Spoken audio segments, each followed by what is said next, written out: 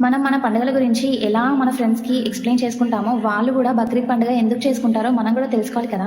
నేను చేసిన చిన్న రీసెర్చ్‌లో నాకు తెలిసిన విషయాలు మీతో షేర్ చేసుకుంటాను.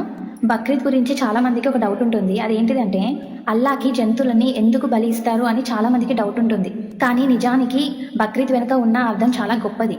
ఇప్పటి ఇరాక్ ప్రాంతంలో నబీ ఇబ్రాహీం జీవించేవారు. చాలా సంవత్సరాల తర్వాత తనకి ఇస్మాయిల్ అనే కుమారుడు పుట్టాడు. ఆ బిడ్డంటే ఇబ్రాహీంకి చాలా ప్రాణం. ఒకరోజు అల్లాకి తన కుమారుడిని త్యాగం చేస్తున్నట్టు కలలో వచ్చిందనమాట. ఆ విషయం తన కుమారుడికి చెప్తే, అల్లా ఆజ్ఞ అయితే నేను సిద్ధమే అని ఒప్పుకుంటాడు. ఇబ్రాహీం తన కుమారుడిని బలి ఇవ్వడానికి సిద్ధమైన సమయంలో అల్లా దూత వాళ్ళకి కనిపించి, నీ కుమారుడికి బదులుగా గొర్రెను కుర్బానీ చేయి అని చెప్పాడనమాట. ఇలా ఇస్మాయిల్ కి బదులుగా ఒక గొర్రెని బలి ఇచ్చాడనమాట. ఆ త్యాగాన్ని గుర్తు చేసుకుంటూ ప్రతి సంవత్సరం కూడా బక్రీద్ పండుగ జరుపుకుంటారు. కానీ ఇక్కడ చాలా మంది తప్పుగా అర్థం చేసుకునేది ఏంటిదంటే, అల్లాకి రక్తం లేదా మాంసం అవసరం అనుకోవడమే చాలా తప్పు. కానీ ఖురాన్లో ఇలా స్పష్టంగా ఉందంట. అదేంటిదంటే, వాటి మాంసం కానీ వాటి రక్తం కానీ అల్లాకి అస్సలు చేరవట. మన భయభక్తులే ఆ అల్లాకి చేరతాయట.